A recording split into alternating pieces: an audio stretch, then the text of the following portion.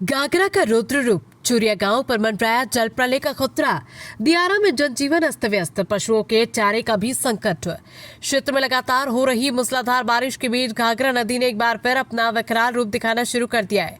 विकास खंडलार के चुरिया गांव के सामने नदी में जलस्तर बढ़ने के साथ कटान बेहद तेज हो गई। नदी की उफनती धारा खेतों को निगलती हुई आबादी की ओर बढ़ रही थी। तस्वीर में साफ दिखाई दे रहा है कि नदी ने कई मीटर भूमि काट ली है और ग्रामीण खौफ के साए में कटान का मंजर देखने को मजबूर है। चुरिया के अलावा महाल, मंजरिया, खेमादे, डुमरी, नदोली और मायापुर गांव में भी घाघरा का बढ़ता जलस्तर लोगों की चिंता बढ़ा रहा है। ग्रामीणों को आशंका है कि अगले कुछ दिनों में कटान और बाढ़ दोनों का खतरा और गहरा सकता है। घाघरा का जलस्तर बढ़ने से दियारा क्षेत्र में रहने वाले लोगों का जीवन पूरी तरह प्रभावित हो गया है। खेतों में खड़ी फसलें डूबने और कटान की चपेट में आने लगी है। पशुपालकों के सामने चारे का गंभीर संकट खड़ा हो गया है। कई किसानों ने अपनी फसल और मवेशियों को सुरक्षित स्थानों पर ले जाने की तैयारी शुरू कर दी है। नेपाल से पानी छोड़े जाने की भी आशंका। ग्रामीणों का कहना है कि यदि नेपाल से अतिरिक्त पानी छोड़ा गया तो हालात और भी भयावह हो सकते हैं।